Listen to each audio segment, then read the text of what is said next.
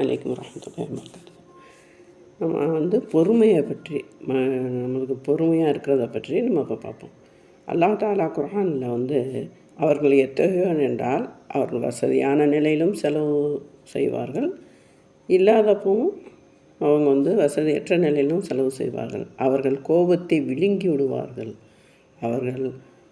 அவர்கள்தான் அல்லாஹ். அவர்கள் மனிதர்களை மன்னிப்பார்கள். அவர்கள் அல்லாஹ் நேசிக்கிறான். அவங்கள தான் அல்லாஹ் தஆலா நேசிக்கிறான்னு சொல்லி குர்ஆனில் சொல்கிறான். பொறுமை, அவசரப்படாமைங்கிற 2 குணத்தையும் எவர் மென்மையாக அல்லாஹ் மென்மையானவனாகவே மென்மையான ஆயிஷாவில் அளிக்கிறான். மென்மையே விரும்புகிறான். எவர் மென்மையாக கடினமானதை கொடுக்காதோ அவங்களுக்கு, யார் மென்மையாக நடக்கிறார்களோ அவங்களுக்கு அல்லாஹ் கடினமானதை கொடுக்காதே மற்றவர்கள் கொடுக்காதையும் அவங்களுக்கு கொடுக்குறாங்க.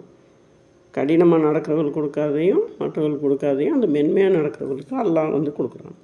மென்மை எந்த விஷயத்திலும் இடம்பெறுகிறதோ அந்த விஷயம் அழகாகி விடுகிறது. எந்த இடத்துல மென்மை விடப்படுகிறதோ அங்கே அது அந்த விஷயத்தை சேதப்படுத்தி விடுகிறது என்று ஆயிஷா நபி ஸல்லல்லாஹு அலைஹி வஸல்லம் சொன்னதாக ஆயிஷா சொல்கிறாங்க.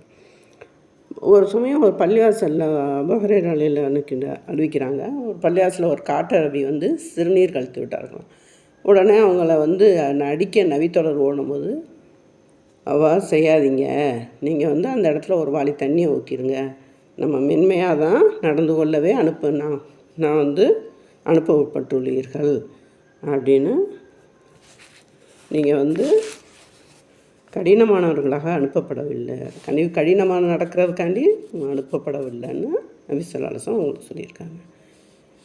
நீங்கள் மென்மையாக நடந்து கொள்ள கடினமாக நடக்காதீர்கள், மக்களை வாழ்த்துங்க, அவங்கள வெறுக்காதீங்க அப்படின்னு நபி ஸல்லல்லாஹு அலைஹி வஸல்லம் சொல்லுவாங்க.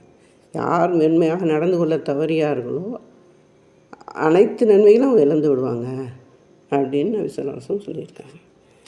நம்ம பொறுமையாக மல்யுத்த வீரன் வீரன் இல்லை, கோபத்தை விழுங்கியவன் தான் வீரன் அப்படின்னு நபி ஸல்லல்லாஹு அலைஹி வஸல்லம் சொல்லியிருக்காங்க.